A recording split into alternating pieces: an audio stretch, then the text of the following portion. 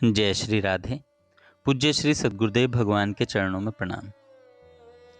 संत भगवान कहते हैं, भगवान को प्रसन्न करने का सबसे सरल मार्ग, इस संसार में यदि हमें किसी मनुष्य को प्रसन्न करना हो तो हमें उसकी पसंद के अनुसार चलना पड़ता है। उसे वही वस्तु देनी पड़ती है जो उसे प्रिय है, वही व्यवहार करना पड़ता है जो उसे अच्छा लगता है। इस प्रयास में भी न जाने कितनी बार मनुष्य प्रसन्न नहीं होता, क्योंकि उसका मन अस्थिर और इच्छाओं से भरा होता है। लेकिन भगवान को प्रसन्न करने के लिए कुछ भी नहीं चाहिए। शास्त्रों में एक अद्भुत वचन आता है, अच्युत स्मृति मात्रेण, अर्थात भगवान अच्युत केवल स्मरण मात्र से प्रसन्न हो जाते हैं। देवताओं को प्रसन्न करने के लिए नाना प्रकार की वस्तुएं, पूजन सामग्री और विधियां बताई गई हैं, किंतु जब स्वयं भगवान की बात आती है तो केवल स्मरण मात्र से ही तुष्ट हो जाते हैं। यह कितनी अद्भुत बात है। संसार का कोई भी व्यक्ति केवल आपकी याद से नहीं प्रसन्न हो सकता, लेकिन भगवान जो आपके हृदय में ही विराजमान है, मात्र आपकी स्मृति से रीझ जाते हैं। भगवान ने गीता जी में कहा है, मैं सबके हृदय में स्थित हूँ। इसलिए उन्हें पुकारने के लिए बहुत जोर लगाने की आवश्यकता नहीं। भक्त की पुकार जब हृदय से निकलती है तो भगवान उसी क्षण सुन लेते हैं। स्मृति ही सबसे गाढ़ा संबंध है। जब हृदय में भगवान की अखंड स्मृति प्रवाहित होती है, तब वही भजन है, वही ध्यान है, वही पूजा है। कई लोग भगवान का नाम लेते हैं, कीर्तन करते हैं, परंतु यदि उसमें स्मृति नहीं तो आनंद क्षणिक ही रहेगा।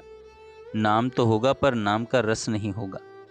भगवान का नाम तभी प्रभावी होता है जब उसमें भगवान की स्मृति जुड़ी हो। जैसे कोई माला फेरता है लेकिन मन इधर उधर है, तो वह केवल उंगलियों का अभ्यास है।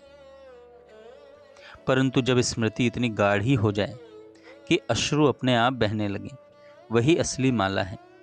भगवान की स्मृति कोई बाहरी कर्म नहीं है, यह अंतर की दृष्टि है। अपने भीतर झांकना, देखना कि हमारा मन कहाँ जा रहा है। हम दिन भर दूसरों के दोष, चर्चाएं और चिंताओं में खोए रहते हैं, लेकिन जिस दिन हम अपने अंतः चिंतन पर दृष्टि डालना शुरू करेंगे, उसी दिन से परिवर्तन प्रारंभ होगा। जब दृष्टि भीतर जाएगी तो राग और द्वेष दोनों समाप्त हो जाएंगे, क्योंकि अंतर्मुखी व्यक्ति को अपने दोष दिखने लगते हैं और दूसरों के दोष प्रासंगिक हो जाते हैं। भगवान की स्मृति में सबसे बड़ी बाधा है दूसरों में दोष देखना। वैष्णव अपराध और आलोचना से भगवान का नाम और ध्यान दोनों दूर हो जाते हैं। इसलिए कहा गया है, दूसरों में भगवान का अंश देखो, सबको प्रणाम करो, सबका आदर करो। जब तक मन में ईर्ष्या, द्वेष और राग रहेगा, तब तक अंतर का चिंतन नहीं टिकेगा। और जब मन सब में भगवान का स्वरूप देखने लगेगा, तब स्मृति सहज ही स्थिर हो जाएगी।